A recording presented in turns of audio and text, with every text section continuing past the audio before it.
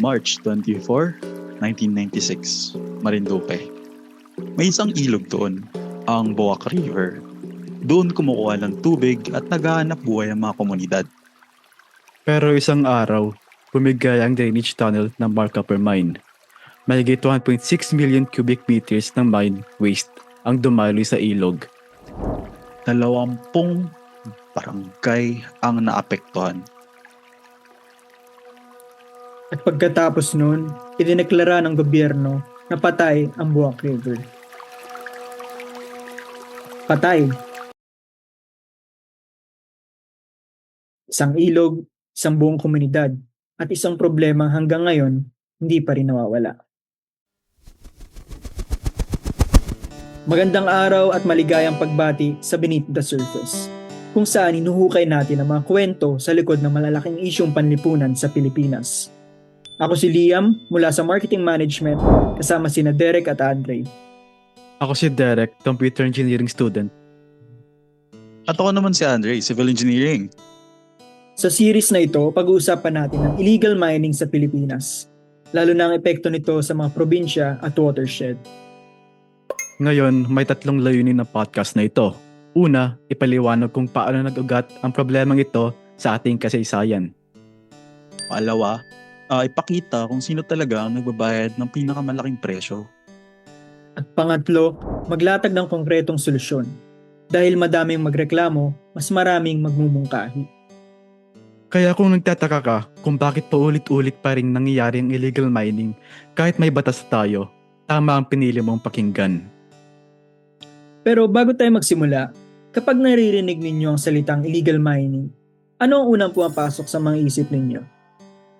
Para sa akin siguro, naisip ko agad ang lumang imahe ng lalaki may pala at nag-uukay. Pero parang ngayon iba na eh. Kung mapapansin natin, hindi na pala lang ang gamit nila kundi malalaking excavator na. Oo, para sa akin naman, ay iniisip ko kapag illegal mining, safety risk yan, hazard risk, ang mga balitang landslide, tuwing may bagyo, naapektuhan ng mga tao. Tama, may point kayo dyan. At iyon mismo ang tanong na sasagutin natin ngayong episode. Paano nga ba naging isa sa pinakamalaking suliranin ng bansa ang illegal mining? Okay, simulan na natin sa pinaka-basic. Ano ba ang illegal mining? Simple lang, ito ang pagmimina ng walang tamang permit. Pero maaari ring maging illegal ang operasyon kapag lumalabag ito sa environmental o safety regulations. Hindi rin ibig sabihin na lahat ng pagmimina ay illegal. Meron tayong Philippine Mining Act of 1995 or RA 7942 na nagtatakda ng mga requirements para makapagmina ka ng legal. So may mga batas naman pala. Meron. Ang problema ay enforcement at kung paano nito napoprotektahan ang mga komunidad at kalikasan. Kaya para naman maintindihan natin kung bakit hindi ito nawawala, kailangan muna nating balikan ang history. Kapag pinag-uusapan ng pagmimina, ang automatic na naiisip natin yung mga malalaking kumpanya, yung mga mabibigat na makina. Pero bago pa dumating ang mga Espanyol, nagmimina na mga sinuunang Pilipino. So hindi pala mga dayuhan ang nag-introduce ng mining dito? Oo, hindi sila.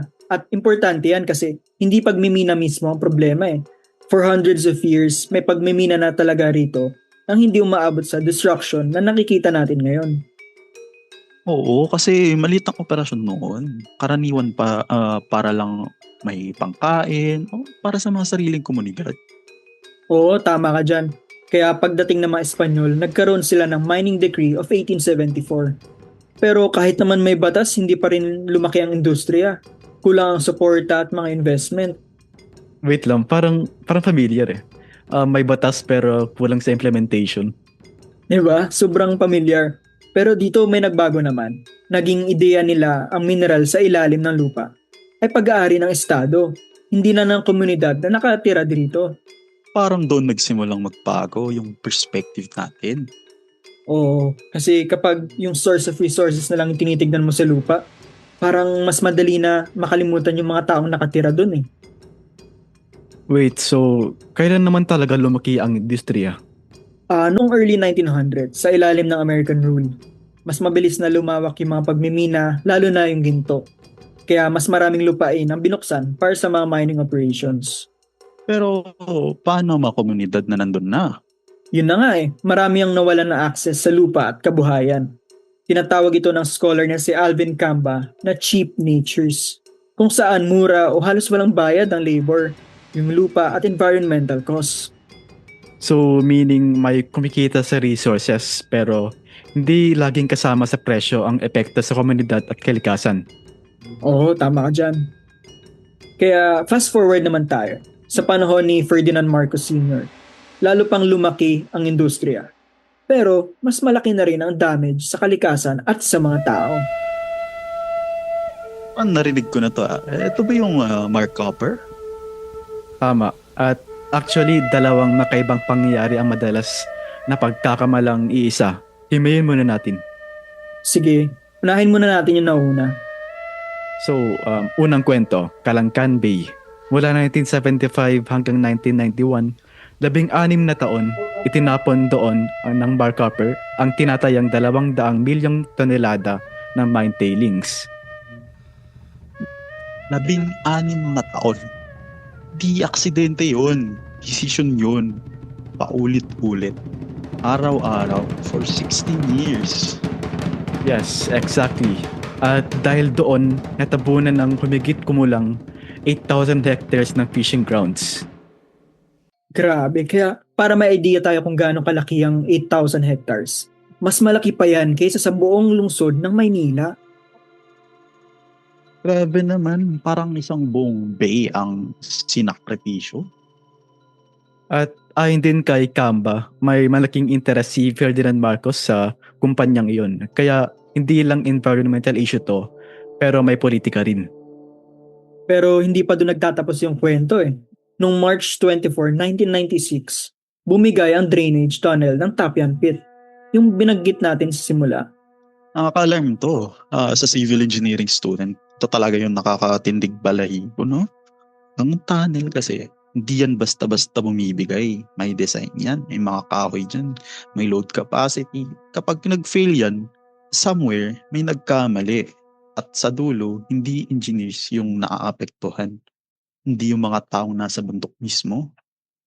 Oo, at mahigit 1.6 million cubic meters ng toxic tailings ang dumaloy sa Boyok River. 20 barangay ang kinailangan lumikas.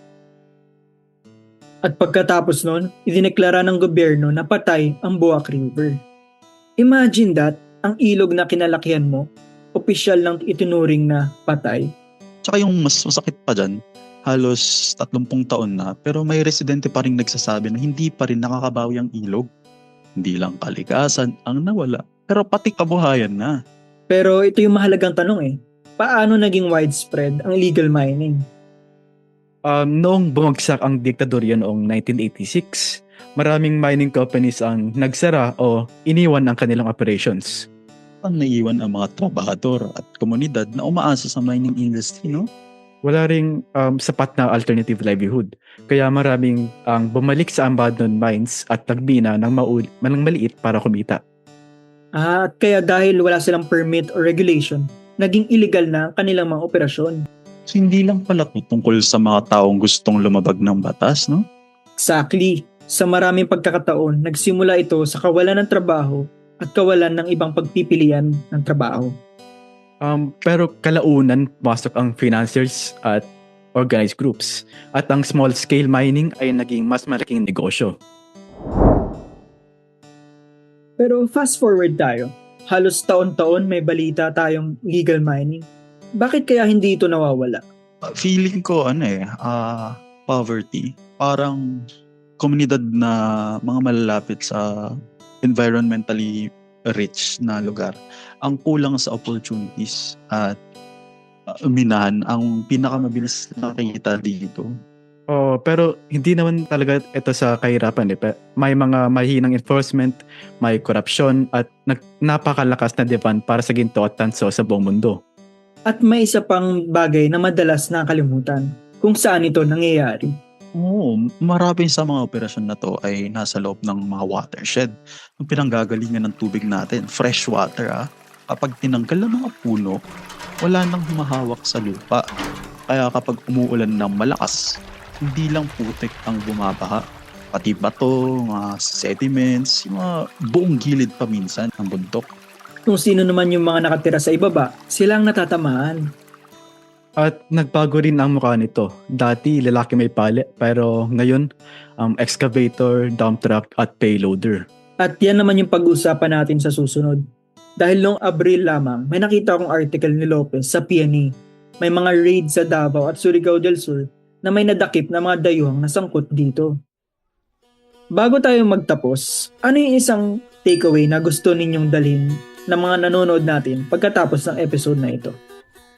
Ako bilang civil engineering student, parang madalas structures ang tinitignan namin kasi pero sa likod ng bawat structural failure, may decision ding ginagawa ang mga tao at minsan mas mabigat pa yun kaysa sa mismong pagbagsak. For me, lagi nating inisip na technology can solve almost anything. Pero itong issue na to reminds us na bago tayo makagawa ng solusyon, kailangan muna nating maintindihan kung paano nagsimula ang problema. Para sa akin naman, itinuturing natin ang illegal mining na parang krimen na basta sumulpot. Pero produkto ito ng kasaysayan, ekonomiya at politika. At kung hindi natin naiintindihan kung bakit ito umiiral, hindi tayo makakagawa ng mga solusyong pangmatagalan. At dyan ang nagtatapos ang unang episode ng Beneath the Surface. Lahat ng sanggunian namin ay nakalista sa description ng video na to. At sa next episode, malalaman naman natin kung sino talaga ang pinaka-apektado at bakit may mga komunidad pa rin nagbabayad ng presyo nito. Isa itong usaping pangkalikasan, pangkabuhayan, at higit sa lahat, usapang pantao. Ako si Liam. Ako naman si Derek. Ako si Andre. Maraming salamat sa pakikinig at tandaan, ang nangyayari sa ilalim ng lupa, hindi kailanman nananatili sa ilalim ng lupa. Hanggang sa susunod.